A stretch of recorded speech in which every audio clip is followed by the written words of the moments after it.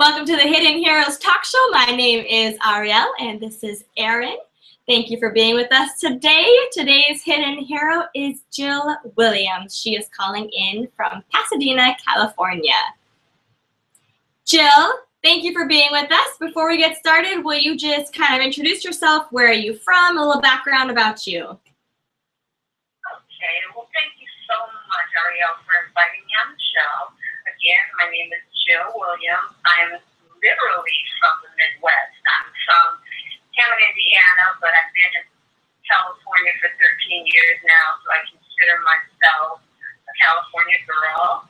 I have family out here. My daughter, who graduated from CSUN about a year or so ago, and then my boyfriend, of course, and her boyfriend. So we're just living the life out in Cali. Gotta love it. We're loving this warm weather, that's for sure. Yes. Oh my God, it's beautiful considering where I come from, yes. Now, you're an entrepreneur. Will you tell us about your chocolate business? Sure. I started my chocolate business about 7 years ago. It started out as a hobby, and then, of course, people just really enjoyed it, and so it became a business. So it was almost like I stumbled on it by mistake. And after that, various people started hearing a little bit about me, and I was able to showcase my chocolate at various events in Hollywood, like the Emmys and the Grammys a few years ago. Nice. What's the name of your chocolate? What's the name of the company? Jill Chocolate. Okay. And where else are they? I understand. Where else are they showcased? Where could we find them? Well, actually, it's home-based, so it's basically, if people just call in and they say that they want some, then I kind of do it by supply and demand. But yeah, it's been a home-based business. Okay. Well, are you online? Am I online? Yes. Do you have a website or somewhere someone can go online and check them out and see your inventory and order? Actually, I'm on Instagram and I have Twitter. Okay. And what's your handles? Where are you? How can we find you on Instagram and Twitter? Okay. Well, Twitter is J_time, THYME, and then my Instagram is 1JTime, which is the number 1, and then JTHYME as well. So all they have to do is just get a hold of me and I can make it happen. Nice. That's awesome. So, do you have, what are your goals for the chocolate company? Do you want to expand? Do you want to move it to other states? Do you want to turn it into a nonprofit? Or do you want to keep this? Because I know you're involved with bullying. Is this related in any way with your bullying passion or movement? Well, actually, it's always been my dream to maybe do something like partnering with like a home shopping network, something like that. I would love to do something like that, but basically I've just been doing like events and small parties and things of that sort. Okay, that's really cool. So let's talk about bullying for a minute. I know that's something you're very passionate about. Is that a topic that is personal to you, that hit close to home, and that's how you got into this? Or is it more of something you just want to raise awareness of? How did you get started? The topic of bullying? Yes. Okay. Well, as a child, I was bullied, and it didn't matter whether or not it was by boys or by girls. It was just one of those things where I was just punched and kicked and, beat up a lot. And so I had to get, like, my mom involved, and then, of course, she would go and sit down with parents, and, after that, then, of course, I would, hey, and I didn't have to worry about bullying. Yeah, I went through that as a child, and, of course, that's no fun at all.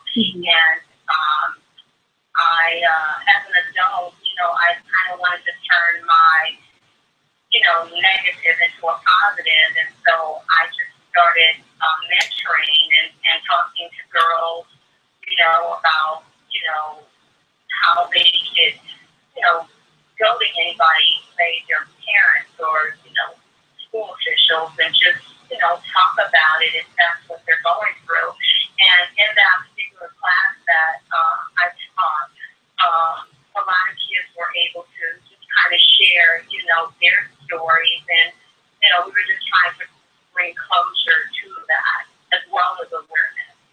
Right. I definitely think it's important. Could you tell us about how you feel the importance of a child discussing it with a parent or adult is? I'm sorry, can you hear you? Could you tell us how you think the importance level, could you tell us about the importance level of a child coming to an adult or a parent or another person, just really discussing it and talking about it with someone else? Okay. Well, it's really, really important. Matter of fact, it's imperative that, kids talk to adults about that, because if they don't, then they live in what I call silent frustration, and they pretty much just keep it to themselves. And when you live in silent frustration and you're a kid, then that leads to depression. And once that leads to depression, you even have in some cases where kids commit suicide. And so, we want to kind of curtail that by just having kids to be open and honest about what's going on. But a lot of times kids don't want to tell on the bully because they feel as though the bully will retaliate. And so they tend to want to keep it to themselves, but it is imperative that they talk to parents about it so that, they can get help. Well, I understand that could be very hard as well. Did you develop any techniques as a child in your childhood going through this bullying that you could give as advice to maybe a younger person going through it right now in school? Well, what I do is I tell kids, because I told them my story, just as I'm telling you. I told them my story, and I told them the importance of telling their parents. And even though they were afraid to do that, because they were afraid that, their peers would call them snitches. And, kids, don't want to be called, snitches, or they don't want to be looked at as the one who told on the bully, because as I stated before, they worry about being retaliated against. But, my only hope was my mom, was my parents, to go to them, because I thought, if I don't tell her and I keep this in, I'm just going to go through this torment, and I need this to stop, because I went through that almost every day. So I think once children tell their parents, and maybe there's a way where, the parents could sit down the way my parents did back in those days and just kind of talk it out, and just to reassure the child that is being bullied, that everything is going to be okay, that whatever was going on, that it's not going to happen anymore. Because, parents send their children to school to be educated, and when you go to school, you shouldn't have to worry about your child being afraid of going to school because they think that they're going to be beat up every day. 100% agree. Yeah. I know, so I'm a suicide intervention coach. I actually run a chat room and a support group for suicide, depression, self-injury. And I love the point you brought up about bullying and how it can lead to suicide. So I deal with the end of it all, the ultimatum. And so I firmly believe with you that if we nipped bullying in the butt or we addressed it, we could reach especially the youth way before they believe suicide is their only answer. I mean, how many times have we heard it and seen the stories in the news of a young child who's absolutely beautiful, has a lot going for him, her, and ended their life all because they were being incredibly bullied to the point where they felt so worthless that they had no other option in life. Absolutely. Absolutely. You're absolutely right. And, I found out just as I was reading some statistics that 1 in 3 kids are bullied through the whole school year.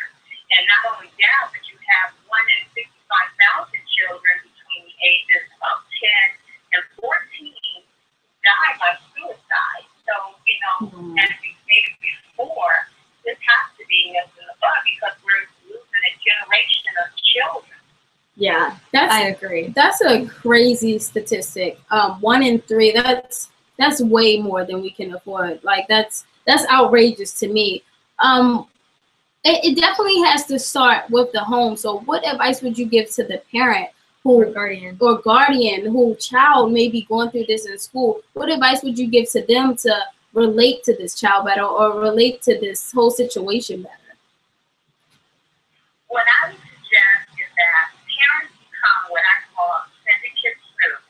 And what I mean by that is that they may have to hack their children's computers to ensure that their children not being cyberbullied. They may have to pay attention to their social media pages.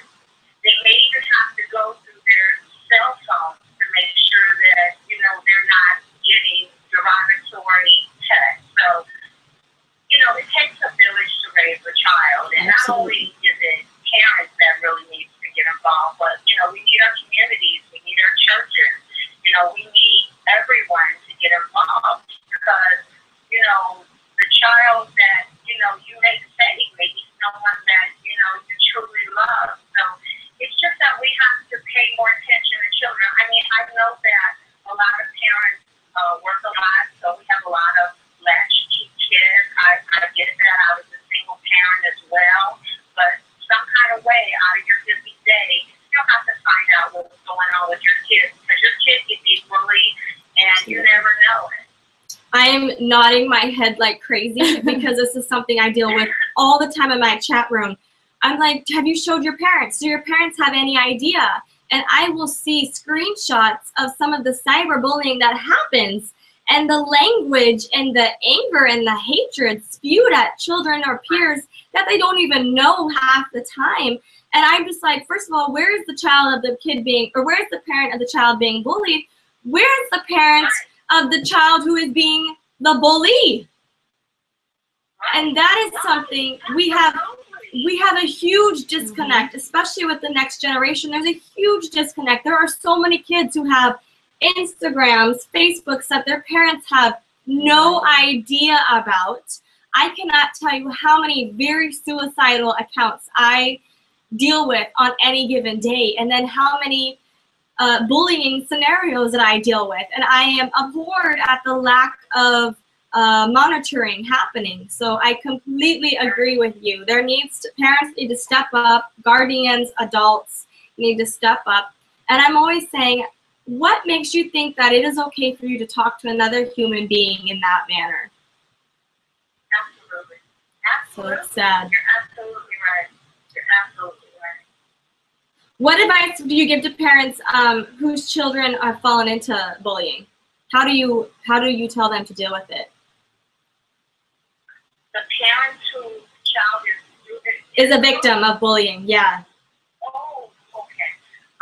Well, what they need to do, as I stated before, they need to get with the principal. That's what my mom used to do. My mother was the type, she was a no-nonsense parent. I love and it.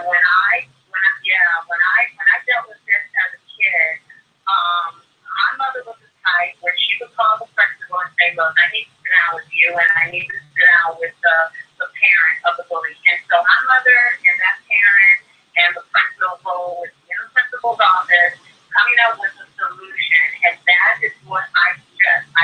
Like you said, it starts at home. So that means that parents need to get involved. They need to call school officials, and they need to make sure that when they send their children off, that their children are safe. And parents need to make sure that for those who bully children, they need to get into those kids' faces and say, look, you can't be bullying kids. I don't think you're supposed to bully kids. You're there to get an education too. So both parents need to come together and try to work this thing out because as I said before, 1 in 65,000 children between the ages of 10 and 14 are committing